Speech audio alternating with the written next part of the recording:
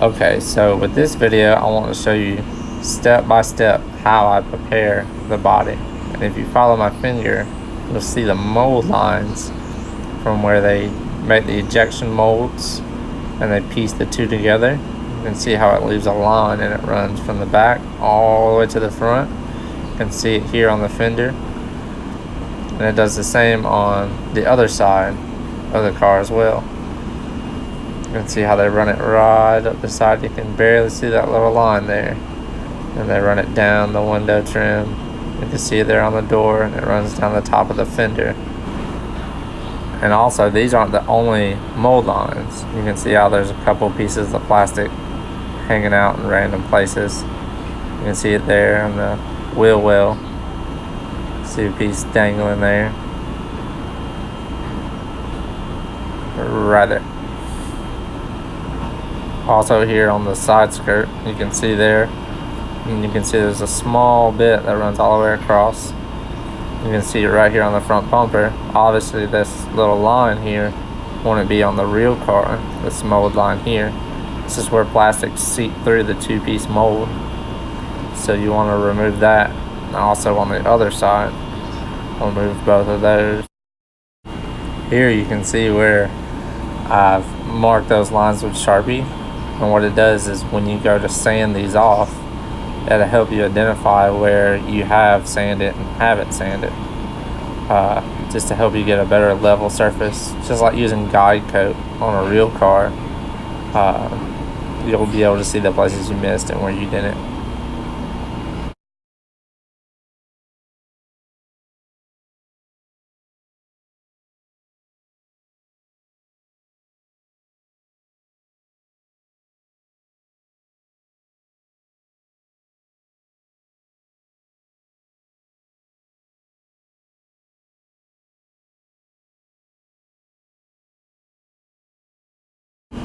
Now I'll just take a sanding stick. Sometimes I'll use paper depending on the angle, and at this point you just want to basically try to remove all the Sharpie. Once you have all the Sharpie gone, you know that all the mold line will be gone.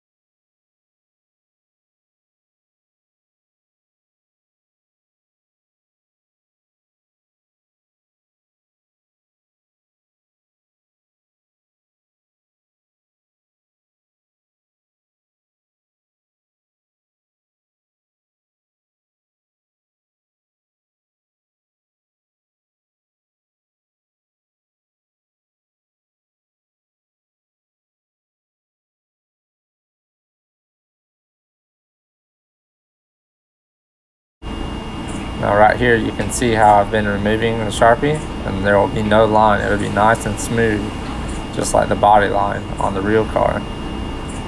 Now here I'm going to show you a different way of doing it. Is you can just take the sharp side of your hobby knife and just scrape it, and it'll come off the same way just as well.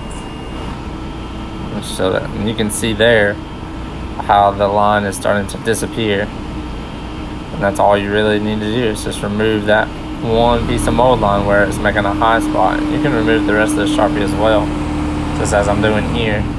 And it just go ahead and let you know that it is going to be perfectly smooth. Most of the time I will go back over this with some form of sandpaper before I prime the car. Okay, so I want to show you this molding above the door here. You see that, how it stands out, but then again it kind of fades away. It also does the same thing on this side, fades away at the end. It doesn't stand out quite as much as like this one here on the rear. You see how that's nice and sharp and stands out? I'm going to show you how to fix that. So to get this to stand out more, I take the back side of my hobby knife and I just scribe down the piece of molding. And what this will do is it'll actually give it a little bit of a sharper edge. And I'll do this 2 or 3 times, very slow, very light pressure, to make sure I get a good groove to follow.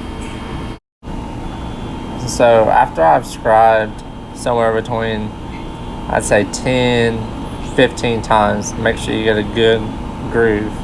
I always reach for a toothpick, and what I'll do is I'll run it through where I just scribed with my hobby knife, and this just gets away any debris, kind of levels out any spots that maybe are just tagged and hanging on.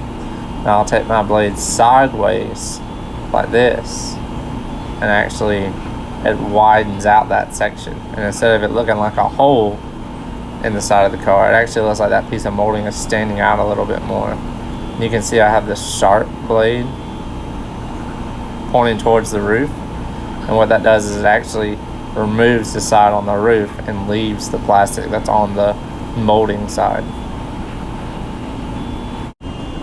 And of course, after I do that, I run the toothpick back through it just to make sure that any little pieces of plastic that have been stuck on there that maybe the knife just didn't scribe or left laying behind, toothpick could get it out for sure. You'll be surprised how much the toothpick actually levels everything out. And you can see now, we can actually tell that that piece of molding is standing out like it's a separate piece and it's not molded so much to the car. Now I'll go around and do this to almost all of them. Anything that doesn't quite look like it's standing out as much, I'll scribe it. You can see this rear piece, how it definitely doesn't stand out. I'm going to use that same technique here. So I'm doing the same exact technique as before, so I'm just going to kind of speed it up here, but just want to show you that I am doing basically the same thing.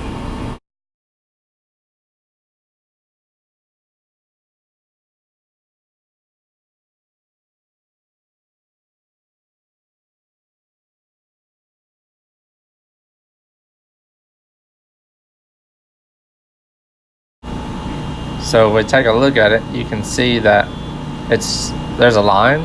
I'm not going to say it stands out anymore just because of the fact that it's buried so close into the body, but you can tell that there isn't actually a separation now. So once again, same technique, going around this curve here, trying to connect the two. What it was is I had two straight lines. Now we just need to mold this corner in a little bit.